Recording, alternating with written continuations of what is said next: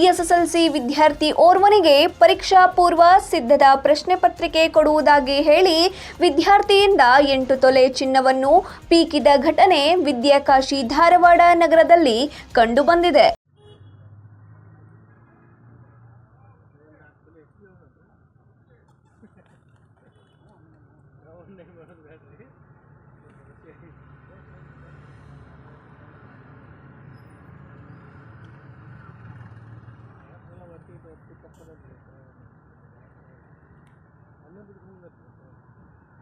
ಹೌದು, ವಿದ್ಯಾರ್ಥಿಗಳ ಭಯವನ್ನೇ ಬಂಡವಾಳ ಮಾಡಿಕೊಂಡ ಧಾರವಾಡ ನಗರದ ವಿದ್ಯಾರಣ್ಯ ಶಾಲೆಯ ರಾಜಶೇಖರ್ ಎಂಬ ಶಿಕ್ಷಕ ಹಣ ಕೊಟ್ಟರೆ ಪ್ರಶ್ನೆ ಪತ್ರಿಕೆ ಕೊಡುತ್ತೇನೆ ಎಂದು ಭರವಸೆ ನೀಡಿದ್ದು, ಹಣ ಸಿಗದ ಹಿನ್ನೆಲೆಯಲ್ಲಿ ವಿದ್ಯಾರ್ಥಿ ಬಳಿ 8 ತೊಲೆ ಚಿನ್ನ ಪಡೆದುಕೊಂಡಿದ್ದಾನೆ.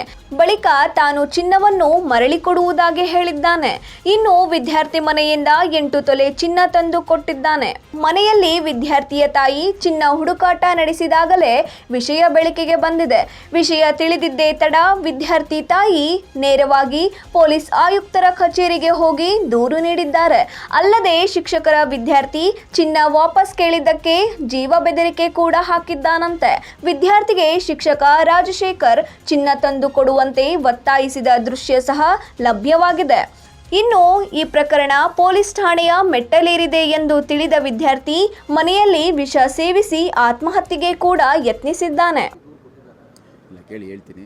ಇದರಲ್ಲಿ ನನಗೆ ಬಂದಂಥ ಸಂದರ್ಭದಲ್ಲಿ ನಾವು ಇಮಿಡಿಯೇಟಾಗಿ ಪೊಲೀಸ್ ಸ್ಟೇಷನಿಗೆ ಕಳಿಸಿದ್ದೇವೆ. ಮತ್ತು ಅವರು ಯಾವುದೇ ಒಂದು ಎವಿಡೆನ್ಸ್ ಇಲ್ಲ ತೊಗೊಂಡಿದ್ದಾನೆ ಅನ್ನೋದ್ರ ಹಿನ್ನೆಲೆಯಲ್ಲಿ FIR ಕೊಡಲಿಕ್ಕೆ ಹಿಂದೆ ಮುಂದೆ ನೋಡಿದ್ದಾರೆ. ಇವಾಗ ಅವ್ರು ಬೇರೆ ಹೇಳ್ಬೋದು. ಅದೇನಾಗಿದೆ ನಾನು ಪರಿಶೀಲನೆ ಮಾಡ್ತೀನಿ.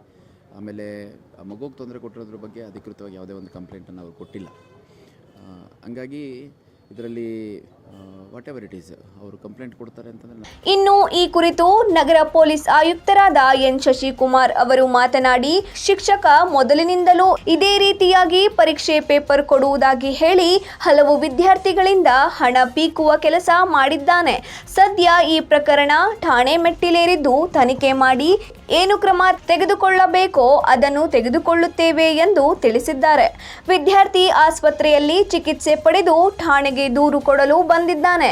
ವಿದ್ಯಾರ್ಥಿಯ ಚಿನ್ನ ಪಡೆದ ಪ್ರಕರಣ ಅಷ್ಟೇ ಅಲ್ಲದೆ ಈ ಶಿಕ್ಷಕನ ಮೇಲೆ ಈಗ ಪ್ರಶ್ನೆ ಪತ್ರಿಕೆ ಸೋರಿಕೆ ಮಾಡಿದ ಪ್ರಕರಣದಲ್ಲಿ ಪೊಲೀಸರು ಕ್ರಮ ಕೈಗೊಳ್ಳಬೇಕಿದೆ. 9 ಲೈವ್ ನ್ಯೂಸ್, ಹುಬ್ಬಳ್ಳಿ.